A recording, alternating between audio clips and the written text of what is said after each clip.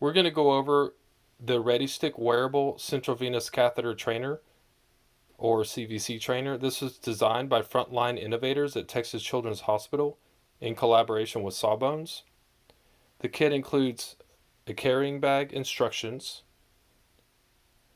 two 10cc syringes, a brush, baby powder, the wearable trainer itself that you can put on a mannequin or a person or tabletop, a 5 French double lumen CVC that's installed, a wire to reposition the CVC if you need to, color tabs, and also this blue bubble wrap that you put the trainer inside and then put that inside the carrying bag to help protect it.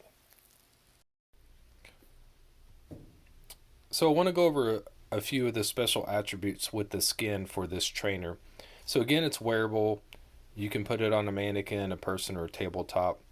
And this tissue is specially formulated where you can actually do skin prep, sterile technique, alcohol, chloroprep. You can do it over and over and over, and then you can put the sterile dressing on, and you can actually leave the dressing on in storage. When you take the dressing off, it does not leave an adhesive residue. So what we use this trainer for is sometimes we don't even prime it. We just do checkoffs for sterile technique, dressing application, and that's it. And then sometimes we prime it and do the cap changes and drawing blood and sterile technique for that. Here you can see skin preparation with CHG, dressing application, and you can also draw blood and flush with a syringe as a reservoir or an IV bag.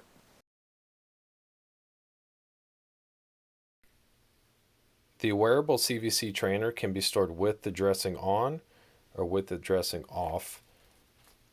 When you remove the dressing, it does not leave an adhesive residue. Best practice is to wash it with water or soap and water, dry it with a paper towel, and then use baby powder, sprinkle it on the trainer, then brush it on, and that will get you set if you want to do skin prep and dressings on it. Next, we will go over the steps to set up the trainer if you want to draw blood or flush. This is a stopcock. This is closed position. This is the open position, straight in line with the tubing. This is the spring valve. This is where you're going to connect your blood reservoir. The tubing goes around. It's 90 degrees, and it looks like it might not flow, but it flows. This is how it's supposed to be set up, so it's okay. The double lumen 5 French CVC is installed in this vessel, and the CVC comes to about here. All right, so how to prime it? So when it's in storage, all the fluid is drained out. So the first thing we want to do is prime. You just put 2 cc's, make sure it's unclamped, flush about 2 cc's, and you'll see a little bit come out here. That's totally fine. That's good. You would repeat on both lumens and then reclamp. Next you would do is connect, pull up 10 cc's of the simulation blood. This stuff is great, it doesn't stain. Connect to the spring valve. When you screw it into the spring valve, it releases it. So you're going to prime the vessel, and you'll just see the blood come out. You want through the stopcock. You want a steady flow, probably about 5 cc's is good, and then you lock it. Lock the stopcock.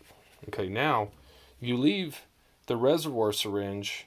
You could do a 20 cc, you could do a 10, or you can hook it up to an IV bag. You leave it connected. So once you've got it primed, you've got the stopcock closed, you've got the CVCs primed with saline, you'll draw, if you wanted to draw blood, you would draw back, and this will move, the reservoir syringe, or if you could have an IV bag hooked up to it also. So one of the important things is you would want to push reasonably slow, not too hard. If you start to get some leaking here, especially if you're pushing really, really hard, just slow down the push because it's a closed system, and so you'll lose the natural seal that's in there if you're pushing really hard.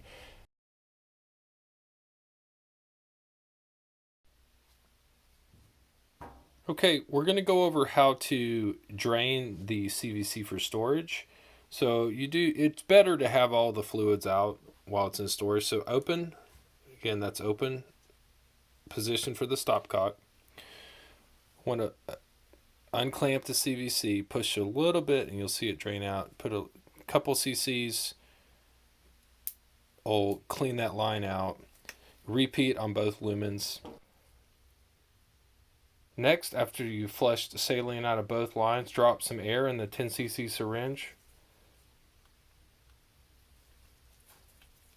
Connect. Unclamped. It's open. The stopcock, and just flush a little air out of the line and clamp, and that'll get all the fluid out. Repeat on this side.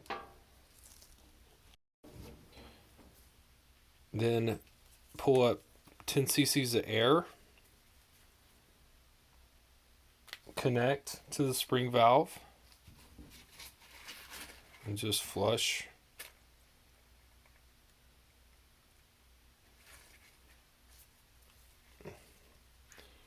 And it's ready for storage. We like to put it in the bubble wrap, slide it in like that, and then put it in the carrying case, and that helps protect it. And make sure nothing's poking in on that, because this tissue feels pretty neat. It's like a real person, but if there's something sharp poking in, it will dent it.